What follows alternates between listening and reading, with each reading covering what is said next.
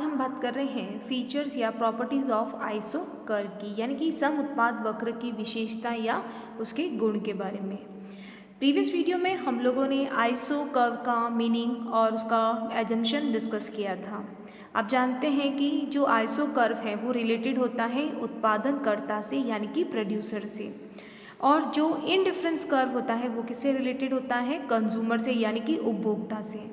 तो इसके फीचर्स हैं वो इनडिफरेंस कर्व जैसे ही होंगे जो हमने किस में पढ़े हैं, आपका इनडिफरेंस कर्व जो हमने पढ़ा है उदासीनता वक्र, उसके फीचर्स या इसकी विशेषताएं भी कुछ उससे मिलती हुई होगी। तो चलिए डिस्कस करते हैं इसके बारे में। फर्स्ट पॉइंट है कि each point combination of an IPC means indifference production curve, ठीक है, so equal production to a producer, यानी कि एक समान उत्पाद वक्र, एक ही हम आइसो कर्व की बात कर रहे हैं, सिर्फ एक आइसो कर्व जब हम लेते हैं तो उसका प्रत्येक बिंदु, यानी कि जो भी उस आइसो कर्व पे जो पॉइंट बनेंगे उस पॉइंट से हमें उत्पादक को समान उत्पादन मिलेगा। सिंपल है कि अगर हम एक आइसो कर्व की बात करें और उस पर अपन डिफरेंट कॉम्बिनेशन करें तो उससे जो प्रोडक्शन होगा वो क्या होगा, इक्वल होगा। क्लियर है? चलिए इसके हम एक डायग्राम से समझते हैं। ओ एक्स पे हमने लेबर यानी कि एक्स फैक्टर को बताया, और एक्स फैक्टर कौन सा है, लेबर यानी श्रमिक, और ओ वाई पे हमने बताया है वाई फैक्टर कैपिटल यानी कि आपकी पूंजी। क्लियर है? तो चलिए अगर मैंने यहाँ पे एक आइसो कर्व लिया है आईपीसी जो कि 100 प्रोडक्शन को बता रहा है। क्लियर है? अब मैं चाहे इस आइसो कर्व पे कॉम्बिनेशन K1 L1 लूँ, चाहे मैं कॉम्बिनेशन B यानी कि K2 यानी कि कैपिटल को कम करके मैं लेबर को बढ़ा दूँ, चाहे मैं सी पॉइंट में फिर मैंने लेबर को बढ़ाने के लिए कैपिटल को क्या किया, कम किया, तो चाहे मैं ये सी पॉइंट लूँ, चाहे मैं डी पॉइंट जिसमें मैंने कैपिटल को और डिक्रीज़ किया और लेबर को इंक्रीज़ किया। तो सिंपल है कि मैं क्या कर रही हूँ, चाहे मैं ए बी पॉइंट को लूँ, चाहे मैं बी को लूँ, चाहे सी को लूँ, चाहे डी को, तो यहाँ पे जो आप कह सकते हैं प्रोडक्शन का जो होगा वो इक्वल होगा, 100 प्रोडक्शन को बताएगा। अब प्रोड्यूसर जो उत्पादन करता होगा वो चाहे ए पॉइंट को ले, चाहे डी को ले, चाहे सी या बी को, तो सेम प्रोडक्शन को बताएगा, यानी कि एक समान उत्पादन को बताएगा। तो फर्स्ट फीचर कह रहा है कि जब एक आइसो कर्व पे जो हम डिफरेंट कॉम्बिनेशंस बनाते हैं वो सारे डिफरेंट कॉम्बिनेशन एक समान प्रोडक्शन को बताएंगे। क्लियर है? और हमने यहाँ पे क्या किया कि कैपिटल को जब हम जैसे जैसे कम करते रहे, हमने लेबर की जो यूनिट है उसकी बढ़ाते रहे। ठीक है? तो फर्स्ट पॉइंट है, सिंपल है कि एक आइसो कर्व पे जितने भी पॉइंट बनेंगे, जितने भी कॉम्बिनेशन संयोग बनेंगे वो एक समान प्रोडक्शन को बताएंगे। क्लियर है? चलिए आगे बात करते हैं। Iso curve slope downward left to right, यानी कि सम उत्पाद वक्र बाएं से दाएं नीचे गिरता है। ये फीचर्स आपने इनडिफरेंस कर्व में भी देखा होगा, जहाँ पे क्या होता है, इनडिफरेंस कर्व में भी आपने क्या देखा कि जो एक्स और वाई वस्तु थी, जहाँ पे हम वस्तु की बात कर रहे थे कमोडिटीज़ की इनडिफरेंस कर्व में, और यहाँ पे हम किसकी बात कर रहे हैं, फैक्टर की, क्योंकि ये रिलेटेड है किससे, आपके प्रोड्यूसर से, ठीक है, उत्पादनकर्ता से। तो ओ एक्स पे हमने लेबर को और ओ वाई पे किसको दिखाते हैं, कौन सा फैक्टर है हमारा, कैपिटल, राइट, पूंजी। अब सिंपल है कि ये क्या बता रहा है कि जो इनडिफरेंस कर्व होता है उसका स्लोप हमेशा क्या होता है, नेगेटिव स्लोप होता है, यानी कि नीचे गिरता हुआ होता है। ऐसा किस कारण होता है, MRTS का मतलब क्या होता है, marginal rate of technical substitution के कारण, यानी कि हम क्या करते हैं कि एक फैक्टर को बढ़ाने के लिए दूसरे फैक्टर को क्या करते हैं, कम करते हैं। इसीलिए मोस्टली हमारा जो ये जो स्लोप बनेगा वो नेगेटिव बनेगा, लेफ्ट टू राइट, यानी कि बाएं से दाएं नीचे गिरता हुआ बनेगा। तो ऐसा कारण बताया गया है MRTS के कारण। देखिए ये हुआ कि नेगेटिव स्लोप में, अब क्या हमारा ये जो आइसो कर्व है क्या पॉजिटिव स्लोप में हो सकता है, क्या नहीं होगा। क्यों नहीं होगा पॉजिटिव में, क्योंकि यहाँ पे देखा कि हमने जैसे सपोज दैट ये हमारा कैपिटल है और ये हमारा लेबर है, तो यहाँ पे अगर मैं इस बिंदु की बात करूँ जहाँ मैं कैपिटल की तो वहाँ पे आपने देखा कि कैपिटल बढ़ने के साथ आपका लेबर भी क्या हो रहा है, बढ़ रहा है। जबकि फीचर्स में इम्पॉर्टेंट क्या है कि एक को आप कम कर रहे हैं और दूसरे को क्या करेंगे, बढ़ाएंगे। तो सिंपल है, लेकिन यहाँ दोनों फैक्टर इंक्रीज हो रहे हैं, इसीलिए ये अपवर्ड नहीं होगा। ठीक है, आइसो कर्व अपवर्ड नहीं होगा। क्लियर है? तो यानी कि आप ये कह सकते हैं कि दाएं से उड़ता हुआ नहीं होगा। ये उड़ता हुआ कर्व जो होगा पॉजिटिव, वो नहीं होगा। नेगेटिव आपका आइसो कर्व होता है, आप पॉजिटिव जो आइसो कर्व होगा वो नहीं होगा। उसी तरह से हॉरिजॉन्टल भी नहीं होगा। हॉरिजॉन्टल का मतलब क्या हो गया, क्षैतिज या समांतर नहीं होगा, ओ एक्स के समांतर नहीं होगा। सिंपल है कि यहाँ पे आप क्या कर रहे हो, के यानी कैपिटल को स्टेबल कर रहे हो और लेबर को क्या कर रहे हो, बढ़ा रहे हो।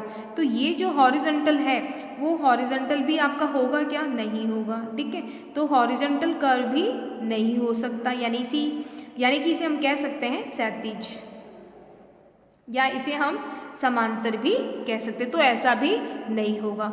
तो साथ क्या वर्टिकल हो सकता है क्या?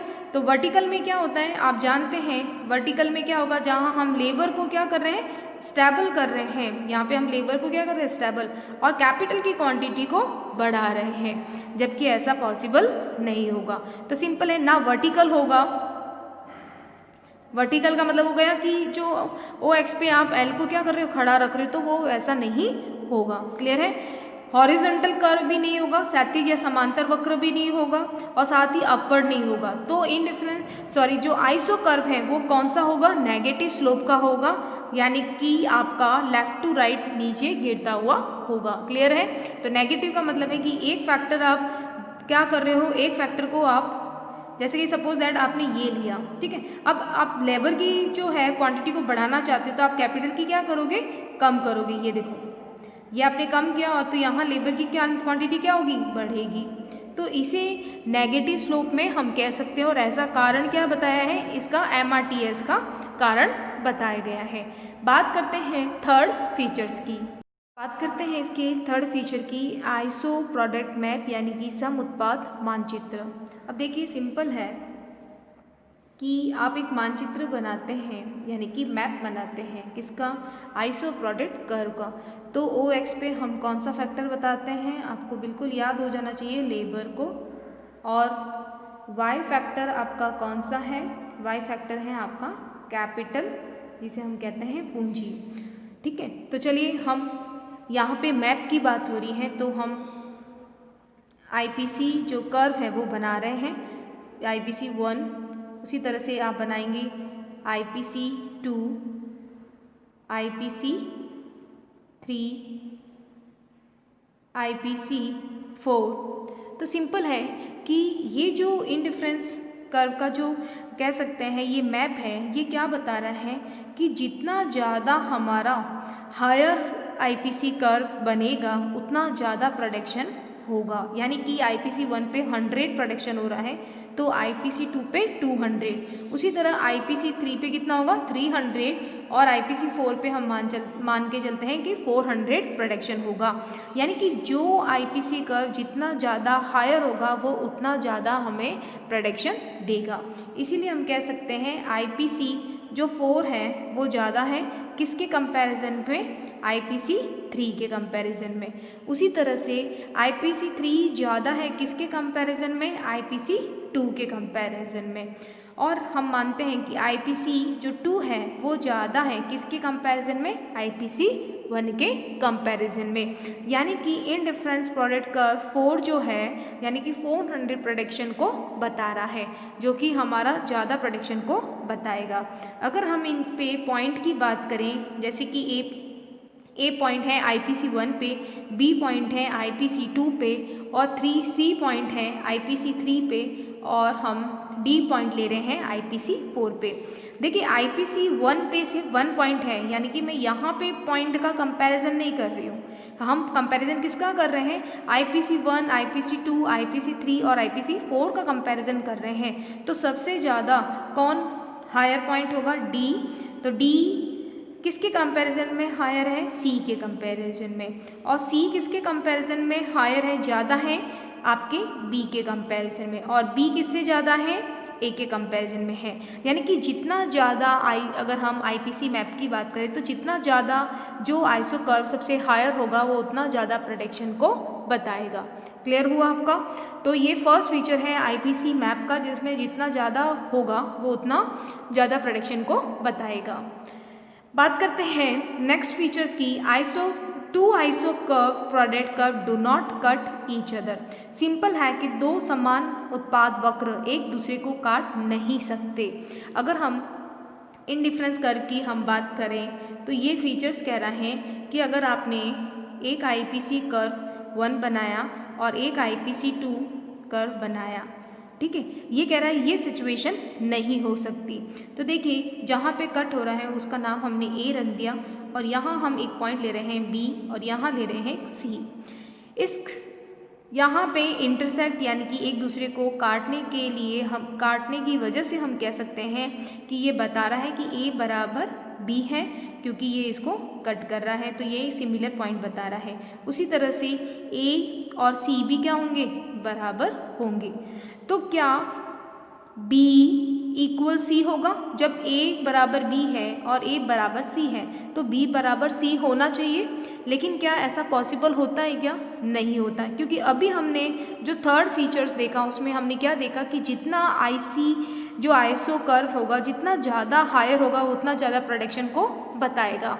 तो यहाँ पे IPC2 जो है वो IPC1 के बराबर कैसे हो सकता है? क्यों? क्योंकि जो IPC2 है वो ज़्यादा कह सकते हैं प्रेडिक्शन देगा किसके कंपैरिजन में? IPC1 के कंपैरिजन में। तब ये गेटर है, बड़ा है, तो ये इक्वल कैसे हो सकता? इसीलिए जो दो आइसो कर्व हैं यानी कि 2 आइसो कर्व जो होते हैं वो एक दूसरे को कट नहीं कर सकते। सिंपल है कि यहाँ पे कह रहा है कट नहीं कर सकते, क्योंकि अगर कट करेंगे तो रिजल्ट है वो उसका सही नहीं आएगा। चलिए नेक्स्ट बात करते हैं। Iso product curve never touches any axis, जो अक्षों को स्पर्श नहीं कर सकते। सिंपल है कि हमने अगर बात करें, जो आप जानते हैं कि हम एक्स फैक्टर कौन सा बताते हैं यहाँ पे? लेबर को, और वाई फैक्टर किसको बता रहे हैं? हम बता रहे हैं कैपिटल को।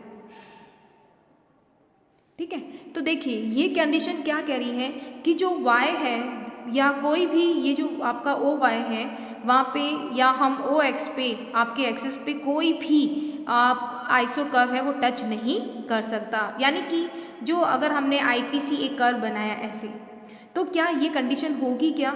यहाँ पे हम y तो 0 ले रहे हैं और x की मोर यूनिट लेंगे। y मतलब कैपिटल हम क्या कर रहे हैं? 0 ले रहे हैं, और जो x है यानी कि लेबर है वो आपका हम ज़्यादा ले रहे हैं। तो क्या ऐसी कंडीशन होगी क्या? नहीं, क्योंकि हमने अभी आइसो कर्व में एक इम्पॉर्टेंट चीज़ पढ़ी थी कि हम कोई भी प्रोडक्शन कर रहे हैं तो उसमें 2 फैक्टर को हम ले रहे हैं और एक लिमिटेशन तक हम उनका सब्स्टिट्यूट कर सकते हैं, उनको प्रतिस्थापित कर सकते हैं, लेकिन एक फैक्टर को पूरा 0 कर दें ऐसा पॉसिबल नहीं होगा। तो अगर ये y को टच करेगा यानी कि OY एक्सिस पे टच करेगा ये IPC कर्व, या हम इसे आइसो क्वांट भी कह सकते हैं, अगर ये टच करेगा तो ये क्या बताएगा? 0 को बताएगा, यानी कि कैपिटल हमारी 0 है और लेबर की हम मोर यूनिट यूज़ कर रहे हैं, तो ये कंडीशन पॉसिबल नहीं होगी। उसी तरह से अगर कोई IPC कर्व है आपका, वो अगर x को टच करता है तो ये क्या x को टच करने का मतलब क्या हो गया कि x की हम 0 यूनिट ले रहे हैं, इसका मतलब लेबर को हम नहीं ले रहे हैं, और साथ ही हम y की मोर यूनिट्स ले रहे हैं, यानी कि हम सिर्फ अपने प्रोडक्शन में किसको यूज़ कर रहे हैं? कैपिटल को यूज़ कर रहे हैं। तो ऐसी कंडीशंस क्यों नहीं होगी? क्योंकि हमें प्रोडक्शन करने में दोनों फैक्टर को यूज़ करना होता है, इसीलिए ना तो ये O एक्सिस पे टच करेगा और ना OY पे कोई भी IPC कर्व टच करेगा। क्लियर हुआ आपको? इसी के साथ हम सबसे इम्पॉर्टेंट इसका फीचर्स हैं उसके बारे में बात करते हैं। ये हमने अभी तक 5th जो आपकी फीचर्स थी इम्पॉर्टेंट आइसो कर्व की वो स्टडी की है। अभी हम बात कर रहे हैं एक सबसे इम्पॉर्टेंट 6 फीचर्स की। बात करते हैं इसके 6 फीचर्स की, जिसका नाम है formation of rise line form iso curve, यानी कि सम उत्पाद वक्रों को परिधि रेखाओं का निर्माण। यानी कि सम उत्पाद वक्रों, यहाँ पे हम बहुत से कर्व की बात करेंगे जिसमें परिधि रेखाओं का निर्माण होगा, या कह सकते हैं जो रिज लाइन है उसका। इसको समझने के लिए हम पहले आपको एक कंसेप्ट बताते हैं, एक डायग्राम से समझते हैं क्या आइसो कर्व का जो पूरा कह सकते हैं जो कर्व है क्या वो पूरा एफिशिएंट रेंज का होता है, मतलब कुशलतापूर्वक कार्य करता है, इकोनॉमिकल रेंज का होता है? नहीं, क्योंकि कुछ हिस्सा ऐसा होता है आइसो कर्व का जो कि अनइकोनॉमिकल या फिर इनएफिशिएंट भी होता है। यानी कि पूरा का पूरा आइसो कर्व होता है, उसको प्रोडक्शन में हम अगर यूज़ करें तो उतना प्रोडक्शन नहीं होगा, यहाँ तक कि प्रोडक्शन घटने लगेगा।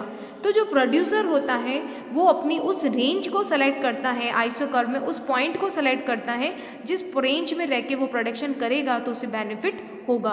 तो कौन सी रेंज है, तो उसको हम एक डायग्राम से समझते हैं कि कौन सी रेंज हो सकती है।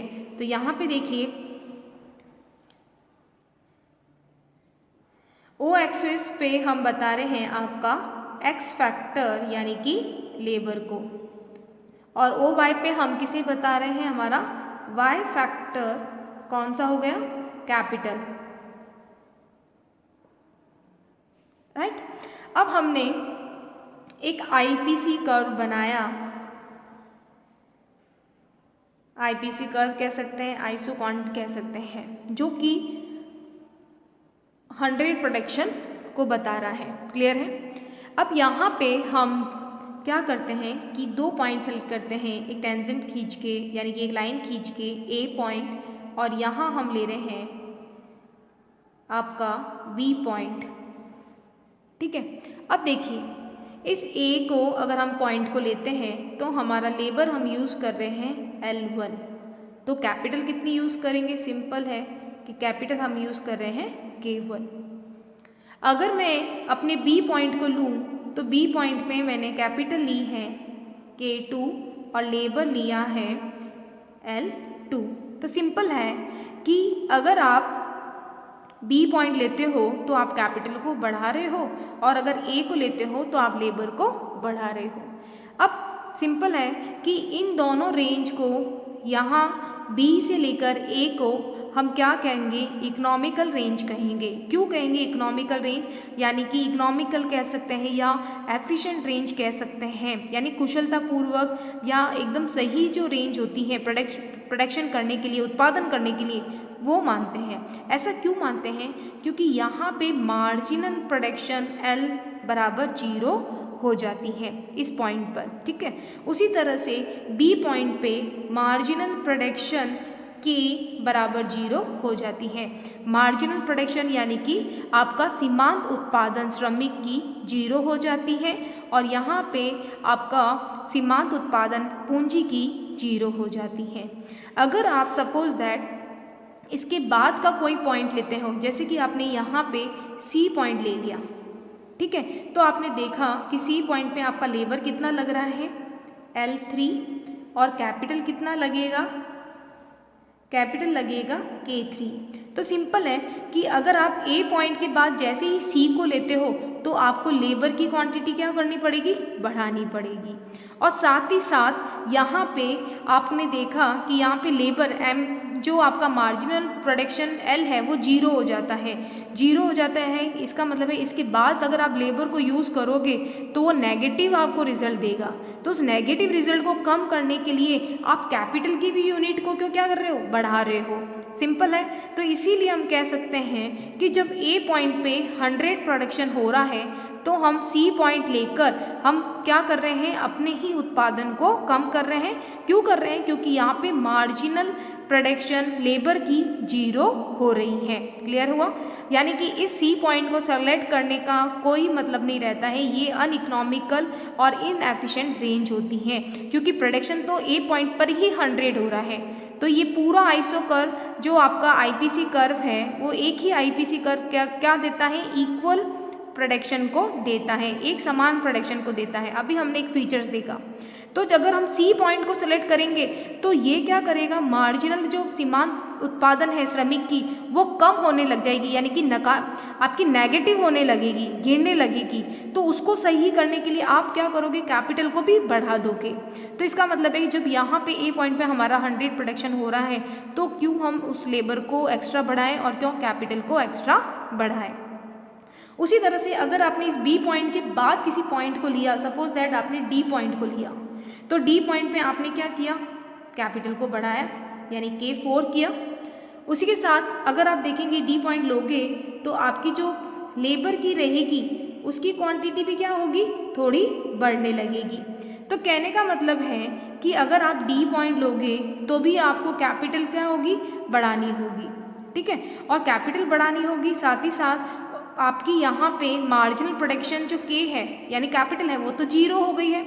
जीरो होने के बाद आप जैसे ही और यूज़ करोगे तो और नेगेटिव रिजल्ट देगा, और उसको सही करने के लिए, उस कैपिटल को सही करने के लिए आप क्या कर रहे हो, आप उस लेबर पॉइंट लेने पर हमें एक्स्ट्रा कैपिटल और एक्स्ट्रा लेबर लगाना होगा, क्योंकि यहाँ पे कैपिटल तो एक्स्ट्रा होगी, ठीक है। डी पॉइंट बी के बाद अगर हम डी पॉइंट लेते तो एक्स्ट्रा कैपिटल तो होगी, लेकिन यहाँ पे मार्जिनल प्रोडक्शन जब कैपिटल जीरो हो गई है तो जीरो होने के बाद भी आप अगर इस डी पॉइंट को लेते हो तो मार्जिनल प्रोडक्शन जो कैपिटल है वो नेगेटिव होने लग जाएगी यानी नकारात्मक होने लगेगी, और उसको सही करने के लिए आप लेबर की क्वांटिटी को भी क्या करोगे, बढ़ाओगे। इसीलिए जब प्रोडक्शन बी पॉइंट पे भी 100 हो रहा है और ए पॉइंट पे भी 100 हो रहा है तो ये जो रेंज है ये बी से लेकर ए तक या ए से लेकर बी तक, ये region of economic production range कहलाएगी। यानी प्रोड्यूसर इसी रेंज को सेलेक्ट करेगा और बाकी जो यहाँ पे ए से लेकर सी या बी से लेकर डी जो है वो क्या बताएगी, अनइकोनॉमिकल या इनएफिशिएंसी रेंज कहलाएगी। क्लियर हुआ। इसी को हम अपने आइसो कर्व के जो डिफरेंट प्रोडक्शन कर्व बनाकर इसे सॉल्व करते हैं कि एक इंडिफरेंस कर्व जो आप कह सकते हैं आइसो कर्व है उसको हम कैसे बता सकते हैं। अभी जो हमने डिस्कस किया था कि ए और बी पॉइंट था वो क्या था कि एक कह सकते हैं एक श्रेष्ठ उत्पादन का क्षेत्र था, एक रेंज थी जहाँ पे प्रोडक्शन जो है वो अच्छा सा किया जा सकता है, यानी एक प्रोड्यूसर है वो ए और बी पॉइंट के बीच में प्रोडक्शन करना ज़्यादा श्रेष्ठ समझेगा, क्योंकि यहाँ पे जो रिसोर्सेज हैं उनका बेटर यूज़ हो रहा है। अब बात करते हैं हमारी रिज लाइन की कि अगर बहुत कह सकते हैं कि रिज लाइन का मतलब हो गया एक परिधि रेखा के बारे में। तो चलिए इसको समझने के लिए हम बना रहे हैं एक आइसो मैप, जिसे क्या कहेंगे, मानचित्र, राइट। तो मानचित्र बनाने के लिए हम क्या बनाएंगे, बहुत सारे आपके आइसो कर्व हैं जिसको हम लेंगे एग्जाम्पल में। तो यहाँ पे बना रहे हम एक्स फैक्टर जो कि आप जानते हैं कौन सा होता है, लेबर, और यहाँ पे हमारा क्या होगा, वाई फैक्टर जिसे हम क्या कहते हैं, कैपिटल, राइट।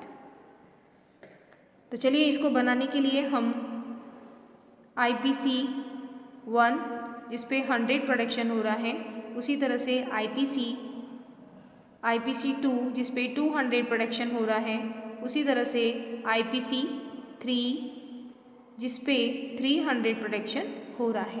क्लियर है। अब देखिए यहाँ पे भी हम अपना जो कह सकते हैं कि रेंज है इकोनॉमिकल, उसको सेलेक्ट करने के लिए यहाँ पे हम क्या करेंगे कि पॉइंट लेंगे।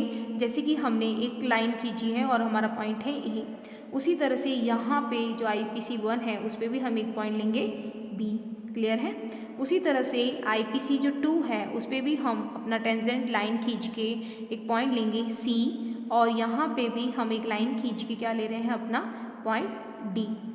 उसी तरह से हम यहाँ पे ले रहे हैं अपना पॉइंट खींच के लाइन ई, और यहाँ पे भी हमारा जो पॉइंट होगा इकोनॉमिक का वो होगा हमारा इकोनॉमिकल रेंज का एफ। क्लियर है। देखिए ये सारे पॉइंट जो है IPC 1 का अगर हम ए पॉइंट की बात करें तो यहाँ पे मार्जिनल प्रोडक्शन एल यानी लेबर की क्या हो जाती है, जीरो, जो अभी हमने समझी है। और यहाँ पे आपका मार्जिनल प्रोडक्शन के यानी कैपिटल क्या हो जाएगी, जीरो। इसके बाद में नेगेटिव या कह सकते हैं गिरावट आने लगती है लेबर में। यहाँ पे हम अगर लेबर की बात करें और यहाँ की बात करें तो कैपिटल में गिरावट आने लगेगी। सी पॉइंट पे आप देखते हैं मार्जिनल प्रोडक्शन जो एल है वो भी जीरो होने लगेगी, और डी पॉइंट पे आपका मार्जिनल प्रोडक्शन जो कैपिटल है वो क्या होने लगेगी, जीरो। क्लियर है। उसी तरह से ई पॉइंट पे मार्जिनल प्रोडक्शन लेबर जीरो, और एफ पॉइंट पे क्या होगा, मार्जिनल प्रोडक्शन जो कैपिटल है वो क्या होगी, जीरो। अगर हम अपनी रिज लाइन या इन पे हम कह सकते हैं एक लाइन ड्रॉ करें किनको मिलाने के लिए, इन सारे पॉइंट को, तो हमें कह सकते हैं कि एक साथ आर्थिक क्षेत्र पता चल जाएगा उस क्षेत्र का जिसमें प्रोड्यूसर उत्पादन करना पसंद करेगा। यानी कि एक प्रोड्यूसर जो है वो ये मालूम कर सकता है कि उसके लिए कौन सा सेक्टर जो है या कौन सी रेंज है उत्पादन करने के लिए वो बेटर है, जहाँ पे उसके रिसोर्सेज का फुल यूज़ हो रहा है। तो इसीलिए हम क्या करेंगे, इन सारे पॉइंट को कनेक्ट कर देंगे आपस में। जैसे कि हमने बी पॉइंट्स को, फिर आपका डी पॉइंट, उसी के साथ में हमने एफ पॉइंट को किया, तो ये कहलाएगी आपकी अपर लाइन, अपर रिज लाइन कहलाएगी। क्या कहलाएगी? अपर रिज लाइन, यानी जो ऊपरी रेखा है, ऊपरी बिंदुओं को मिलाने पर जो रेखा बनेगी, या कि नहीं कह सकते हैं कि जो ऊपर के पॉइंट को मिलाकर जो लाइन बनेगी उसे क्या कहा जाएगा? अपर रिज लाइन। क्लियर हुआ? यानी कि ऊपर के जो पॉइंट को मिलाएंगे आपस में तो वो लाइन कौन सी कहलाएगी? Upper ridge line. उसी तरह से अगर हम नीचे वाले पॉइंटों को मिलाएं, यानी कि ए को, फिर हमारे सी को और फिर हमारे ई पॉइंट को, तो ये जो लाइन कहलाएगी that's called to lower ridge line, क्योंकि ये नीचे के पॉइंट को या नीचे के बिंदुओं को मिलाने पर जो रेखा बनती है, कौन से? जो लोअर पॉइंट्स होंगे उनको मिलाने से जो लाइन बनेगी उसे क्या कहेंगे? Lower ridge line. और जो ऊपर के पॉइंट है आपके, जो अपर साइड के जो पॉइंट्स हैं उनको मिलाएंगे तो कौन सी रेखा बनेगी आपकी? लाइन अपर रिज लाइन। क्लियर हुआ? और ये जो आपका मिड का सेक्टर है, ये जो मिड, जो रिज लाइन के बीच का पूरा क्षेत्र है, वो कहलाएगा आपका region of economical production. Simple है, ये क्षेत्र कौन सा कहलाएगा? जिसमें आप कह सकते हैं एक प्रोडक्शन करने वाला, एक उत्पादन करने वाला अपना प्रोडक्शन करना पसंद करेगा, इकोनॉमिकल प्रोडक्शन। ठीक है, ये आर्थिक क्षेत्र कहलाएगा जिसमें क्या कहलाए? जिसमें प्रोडक्शन कर सकता है कोई भी, या शेष उत्पादन क्षेत्र कहलाएगा रीजन ऑफ इकोनॉमिकल प्रोडक्शन, जहाँ पे उनके रिसोर्सेज का सही यूज होके प्रोडक्शन होगा। तो हम कह सकते हैं कि जो locus point of iso point where MP become zero are known as ridge line, जहाँ पे एमपी लेबर की यहाँ पे जब जीरो होती है तो वो लोअर रिज लाइन कहलाएगी, और जहाँ पे आपकी एमपी डी या एमपी के यानी कैपिटल की जब जीरो होती है और उन पॉइंट्स को जब मिलाते हैं तो कौन सी बनेगी? अपर रिज लाइन। क्लियर हुआ आपको? यानी कि ये रेखा बताती है कि प्रोड्यूसर जो होता है, उत्पादन करता है, इन रेखाओं, इन अपर और लोअर लाइन के जो बीच का सेक्टर है उसी सेक्टर में प्रोडक्शन करना पसंद करता है। लाइन के जो बीच का सेक्टर है वो क्या कहलाएगा? श्रेष्ठ उत्पादन का क्षेत्र, यानी कि जो उत्पादन करता होता है वो इन पॉइंट के, ये जो रेखा बनी है रिज लाइन की, अपर रिज लाइन और लोअर रिज लाइन, इनके बीच में उत्पादन करना ज़्यादा पसंद करता है। यानी कि only those parts of iso curve between the ridge line, between the upper ridge line and lower ridge line, तो वो क्या कहलाएगा? Are the suitable production. और ये जो क्षेत्र है इसमें उत्पादन करता अपने आप को ज़्यादा सही मानता है, क्योंकि इसमें उत्पादन करने पर उत्पादन सही होगा। तो ये रेंज कहलाती है जहाँ पे उत्पादन करना वाला उत्पादन करना पसंद करेगा। तो यानी कि जब हमने ओ ए, ओ सी और ओ ई पॉइंट को मिलाया तो ये लाइन कौन सी होगी? Lower ridge line. और जब हमने ओ बी, ओ डी और ओ एफ पॉइंट्स को मिलाया तो ये बनेगी आपकी अपर रिज लाइन। क्लियर हुआ? तो यानी हम कह सकते हैं, यहाँ पे नाम भी लिख सकते हैं, जो लाइन्स है हमारी ओ एल कर सकते हैं, ओ आर इनका नाम दे सकते हैं। O R lower ridge line है और ओ एल कौन सी लाइन कहलाएगी? Upper ridge line. तो ये था कि एक प्रोड्यूसर जो है उत्पादन करता, वो ये मालूम कर सकता है कि उसका कौन सा क्षेत्र ज़्यादा उत्पादन करने के लिए अच्छा रहेगा, बेस्ट जो सेक्टर है या बेस्ट रेंज है वो सेलेक्ट कर सकता है अपने उत्पादन करने के लिए। क्लियर है?